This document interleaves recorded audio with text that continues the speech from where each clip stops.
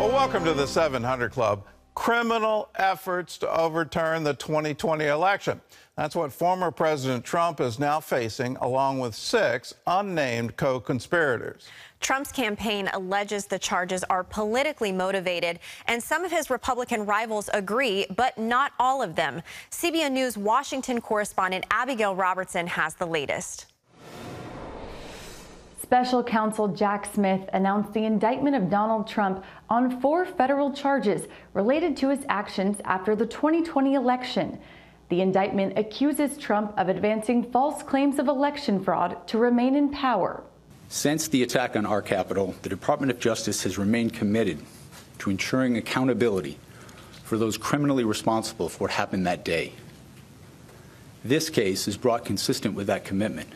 The 4 counts include conspiracy to defraud the United States, conspiracy to obstruct an official proceeding, obstruction of and attempt to obstruct an official proceeding, and conspiracy against rights. In this case, my office will seek a speedy trial so that our evidence can be tested in court and judged by a jury of citizens.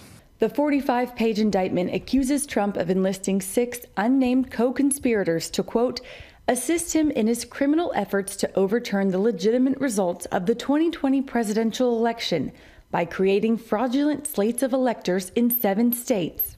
Prosecutors claim Trump knowingly repeated false claims of election fraud and made them appear legitimate, creating an intense atmosphere of mistrust and anger, culminating in the deadly riot at the Capitol on January 6th.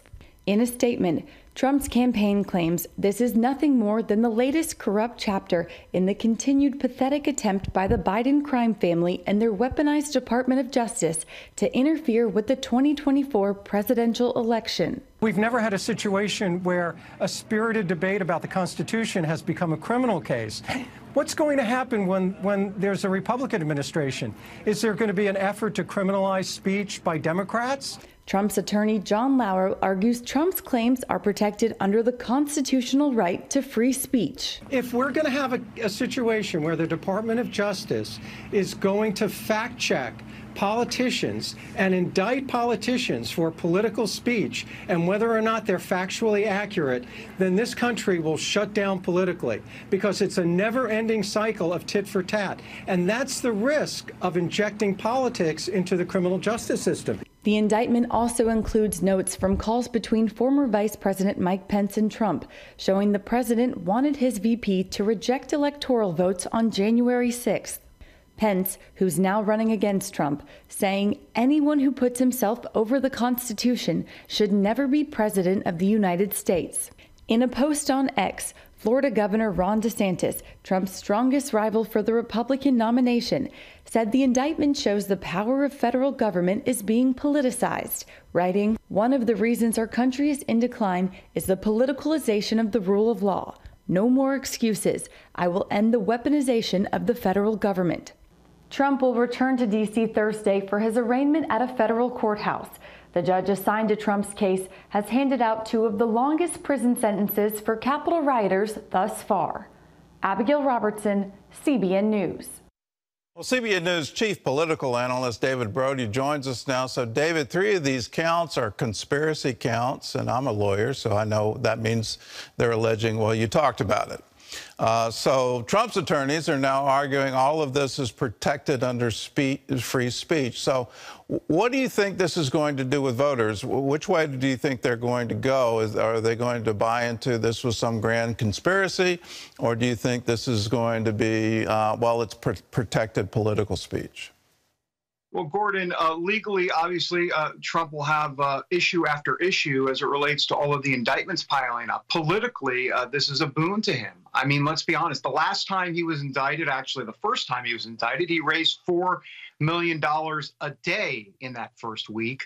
And I don't see that changing anytime soon.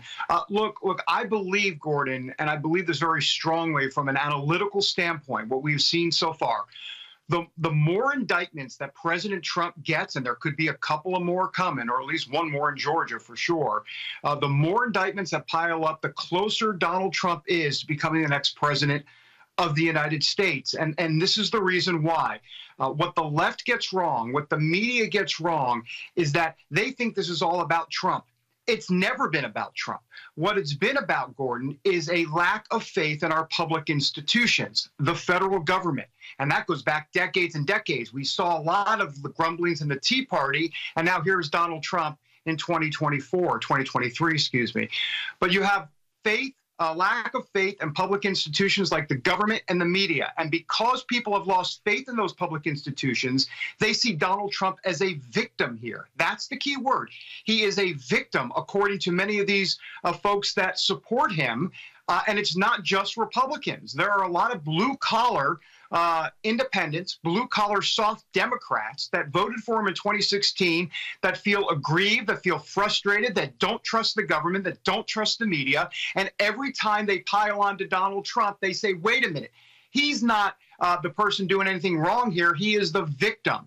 And I believe that's why Donald Trump will actually be much closer to the presidency after all of these indictments, and that's the left's worst scenario here, Gordon. Well, I think you're onto something really important, and that is the tie all the way back to the Tea Party and their effort to mobilize in 2012. The IRS absolutely blocked it. That action on their part was absolutely illegal, but nobody paid a price for that. Lois Lerner is still pulling a government pension, and she took the Fifth Amendment in front of Congress over what she did, and she had regular meetings in the Obama White House. So, you know, you do look at this and go, well, is there a double standard here? Well, you know, is it being equally applied? All of that aside, I do think Jack Smith is an incredibly capable attorney. And I actually think he could obtain a conviction from a jury. He's the same lawyer that tried Governor Bob McDonnell, and he got a jury conviction. He got an affirmation from the Fourth Circuit.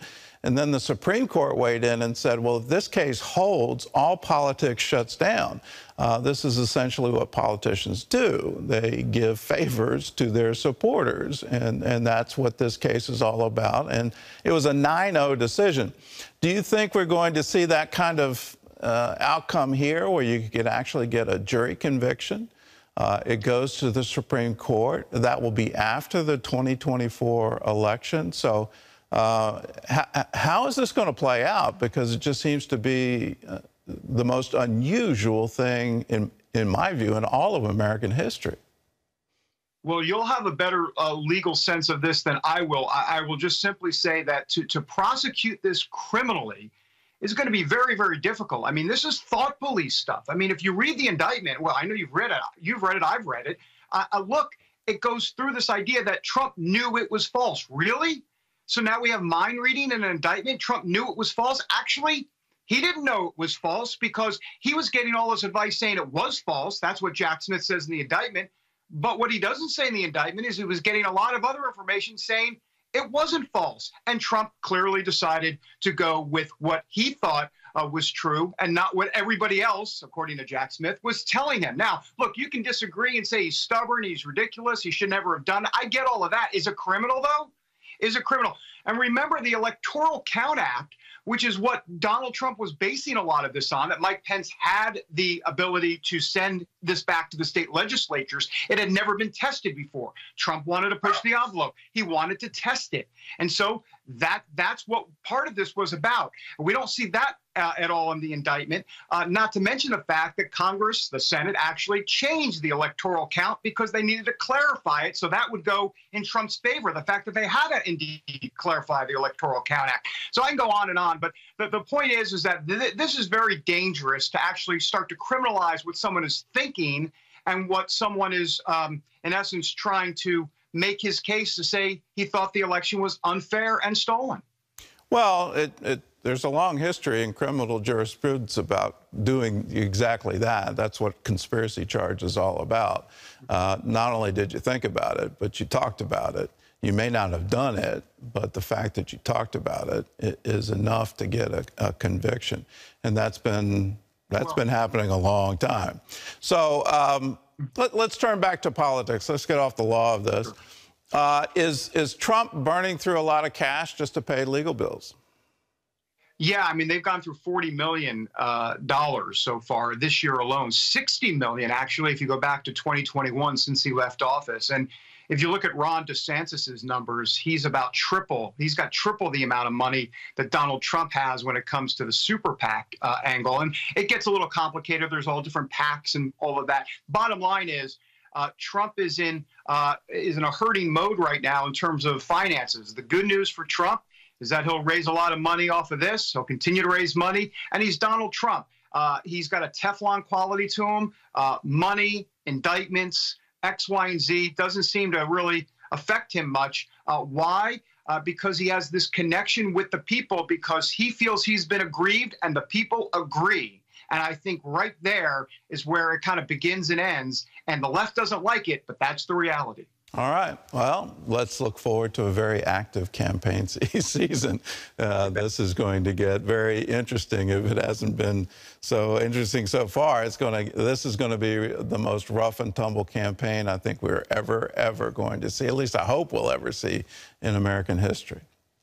Well, let's turn now to other news. Corrie ten Boom and her family risked everything to hide Jewish refugees from the Nazis in World War II.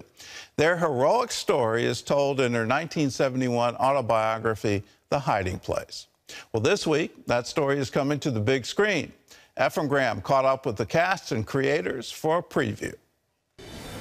Oh, my dear Cornelia Arnolda Johanna ten Boom. My little Corrie. When the time comes for courage, your father will give you everything you need.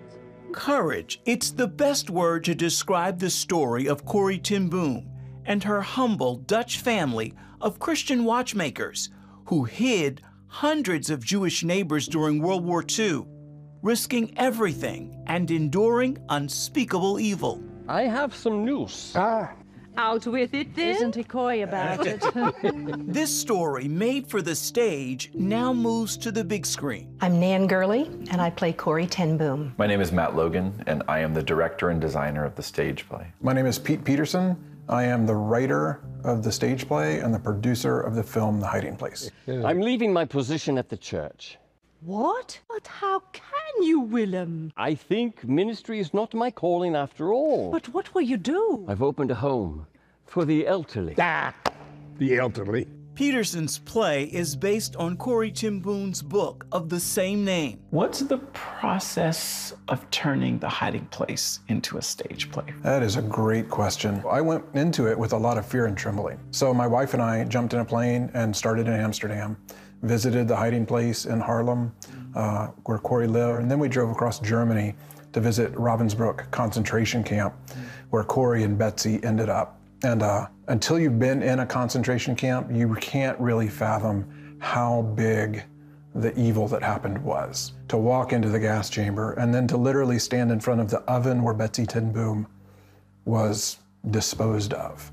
You know, that's a process of research that really fundamentally changed my relationship to the story. And the one thing that was really clear to me is that it's really easy to think that The Hiding Place is about Corrie ten Boom, and it is, obviously. But Betsy ten Boom is the real hero of this story in a lot of ways. Like, Corrie's intent with telling this story in some ways was to honor the beautiful person that her sister was. And so I really wanted to be committed to making sure that we told that story as well. Think she gets overlooked in history?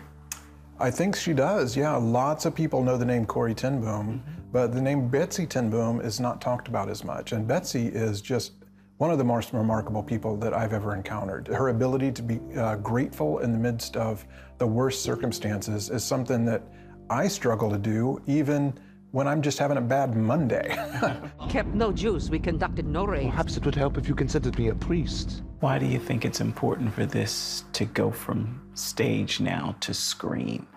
Because it will reach so many more people. We'll get to know this story.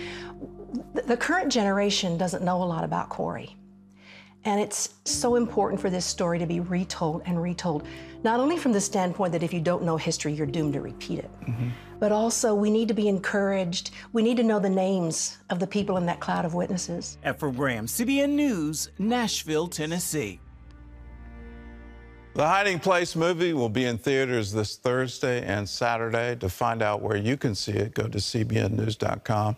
And I would encourage you to really learn about Corrie ten Boom and learn about Betsy ten Boom and how they were so courageous and how they stood up against evil.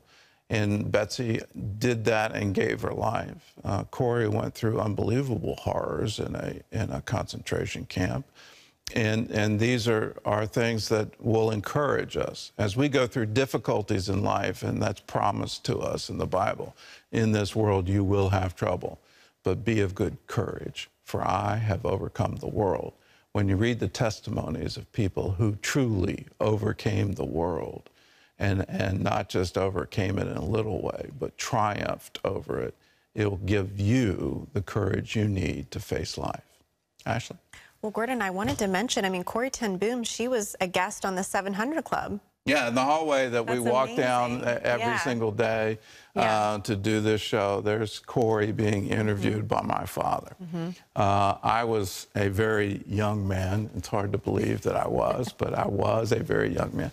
I met her. The presence that she had, what she carried in her character, the atmosphere she brought with her was absolutely stunning. You got into her presence and you just had this sense of holiness. It left such an impression on me. Even at such a young age, that's amazing. Wow, that's incredible. Well, anybody at any age gets spiritually aware. That's true. Children have enormous spiritual awareness. That's right.